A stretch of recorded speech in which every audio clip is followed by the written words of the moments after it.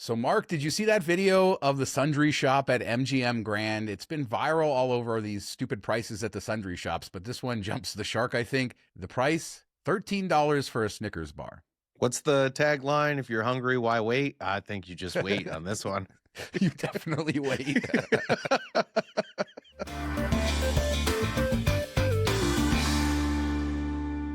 So I wanted to start the show by addressing why we didn't have shows earlier this week. As many of you saw on the YouTube community tab, my father passed away suddenly on Sunday, and it's been a hard week. And I just wanted to thank everybody who took time to comment and like the post and share their thoughts. They were very meaningful. I read all of them, and thank you guys so much. Yeah, I know I speak for everyone when I say I'm so sorry about your dad, and I know he played such a huge role in your love of Vegas, discovering Vegas, living in Vegas. So we are all indebted to him for life for that. And I do plan in the next couple of weeks to talk, maybe do a segment about Vegas and him and all of that, but I don't think I could get through that today. So we're going to get into the regular show. I hope you guys enjoy. Let's start the show with some disco show. As everybody knows, disco show's gone. My beloved disco show is gone. We always knew they were going to replace it with something, and here is what it is. Club Honey, Mark. This is going to be Saturday nights only at 9 o'clock, but they're going to kind of take all the bars, even the diner, put it all together as a nightclub sort of thing. They describe it as this is a place where the music hits and the crowd actually dances. You got Glitter Loft, 99 Prince, the Diner Ross, everything. I think this is cool, but again, it's only Saturday nights. Probably not the best use of the space, given all the money they spent, but glad to see it's coming back in that way. Yeah, I'm glad to see that they're doing something. We've talked about how much we love this space and how cool it was just to hang out in there as a bar. And it was kind of busy towards the end, even when there wasn't a show going on. So I'm surprised that it's only Saturday nights, but I'm glad they're pulling that out there. I don't know if this is just kind of they're doing the rest of the lease and then they'll back out of it, or how that will go, or maybe this will be wildly successful and they'll grow it from there. But you would think at least like Friday, Saturday, maybe Thursday, Friday, Saturday night. But it's tough getting people in there because they don't know. I never knew until you brought it up that you could just walk right in and have a drink and it was a regular old bar. Yeah, and where the show was itself is a great dance floor. It's perfect for disco, so good to see that right off the strip. You can enter. I mean, yeah, go in there even if you're not going for dancing. It's a great time. One of the very fun places on the Las Vegas Strip, and you really don't have to spend all that much. Get a drink, I guess, but you can even just walk in there and enjoy the vibes. Great place. No, Sean, we need them to spend money so it stays open. Don't tell them to just... That's true. But let's fly south to M Resort, and they posted this: order Uber now at our kiosk located behind Baby Cakes Bakery. To which I say, why do we need an Uber kiosk? I think people are saying if you don't have a phone, you shouldn't go anywhere in this world. But do they have enough clientele at their hotel?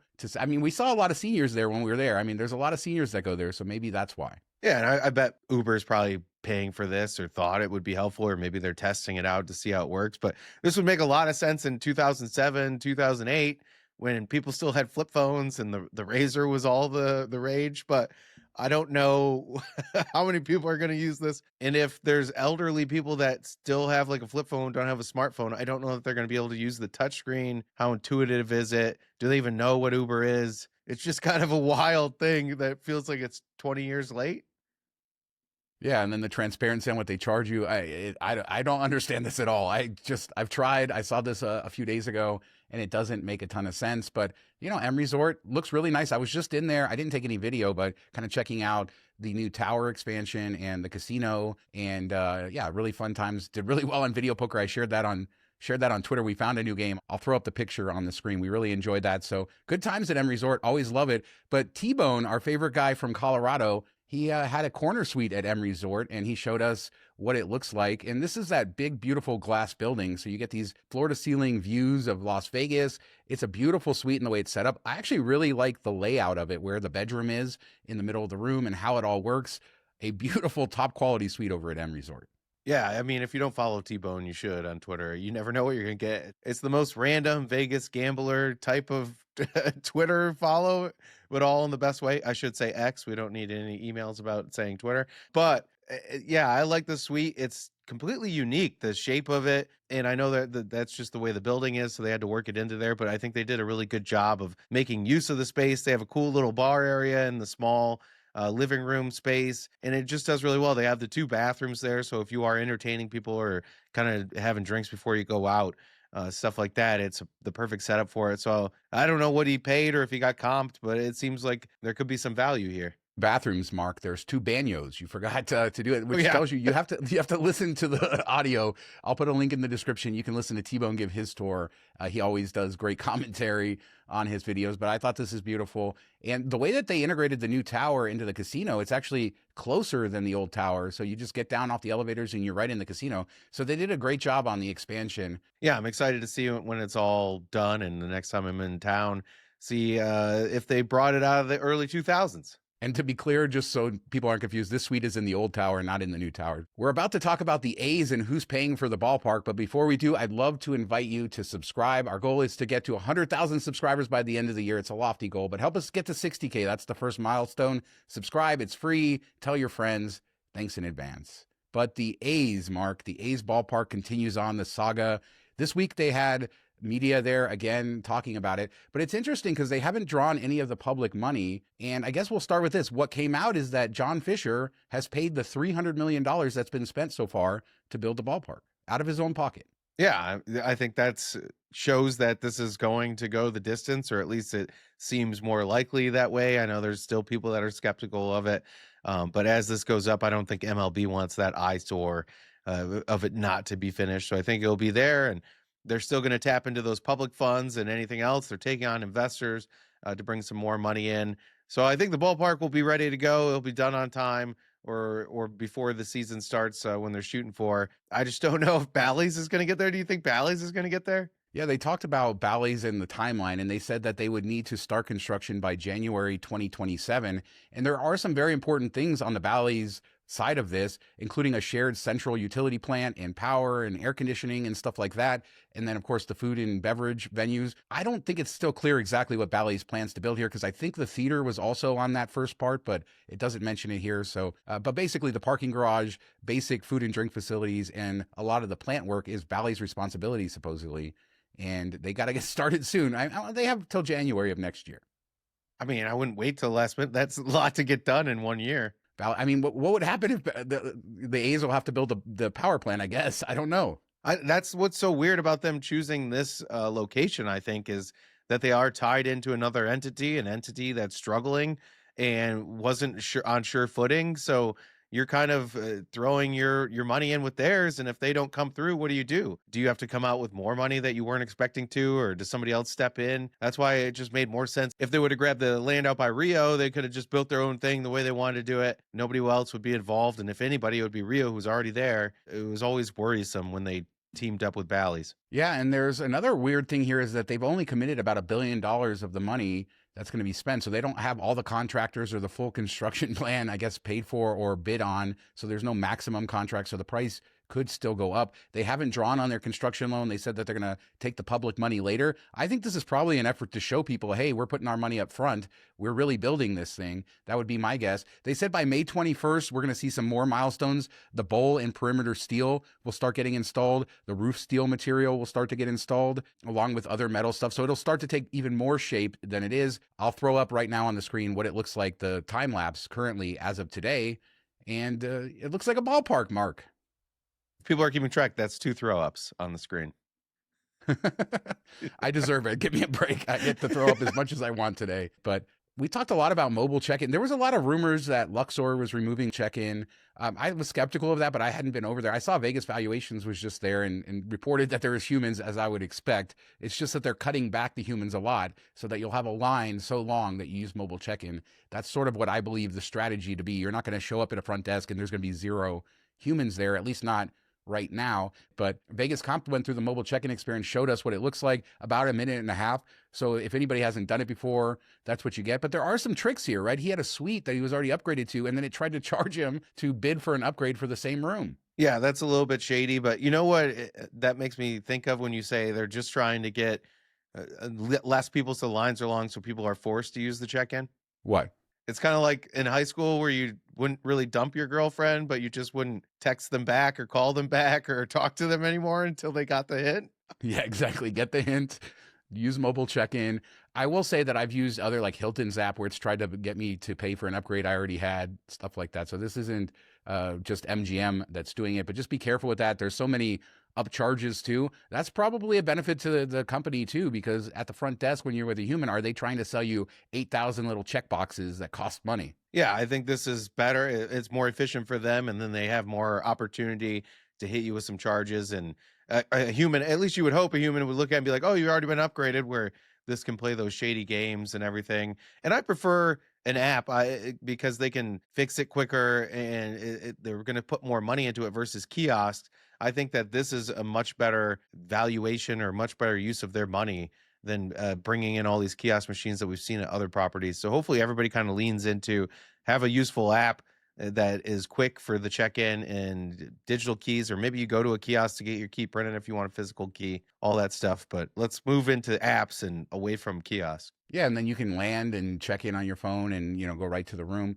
All this sort of stuff is useful to people depending on who you are, but there are people who want that check-in experience, and you're probably not going to get it at lower end hotels in Vegas, as the line will just be too long. You just don't want to deal with that because there's always people who won't be able to use the kiosks. Just be savvy. But thanks to Vegas.com for showing us the entire experience. You know who really wants the personal check-in experience? Who? The people that use an Uber kiosk to call exactly. car. I was thinking about that because maybe this is the thing. Like in 10 years, it'll be they'll say only people that'll be. I don't. Yes, Uber kiosks everywhere. I think that's the answer. That's a lot of words to say. Yes. But it wouldn't be Las Vegas if it wasn't an implosion. And there were rumors the last few months that the Eastside Cannery would be imploded. And it did seem like that. I talked to you guys a few weeks ago. I showed you video, I think on January 20th, of what it looked like. And it did look like the main building was being deconstructed to be blown up. And we now have confirmation that that is going to happen March 5th at 2 a.m. As usual with these things, there is no public viewing area. And as usual with these things, thousands of people will show up. Yeah, I mean, they say no public viewing, but you can see it. It's out there. They can't stop you from watching it from different places.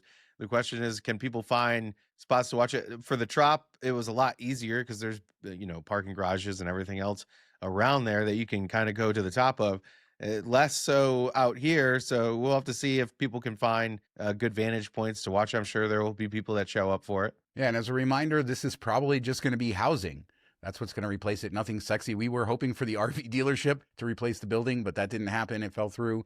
This is crazy because it was built, I think, in '08. So that just shows you the life cycle of this casino was very short. And think of how quickly people are remodeling hotels in Vegas. It's probably even a less of a life cycle than this, but it's sad to see something that isn't even 20 years old getting destroyed. Crazy when you think about it. I don't think anywhere else would that happen.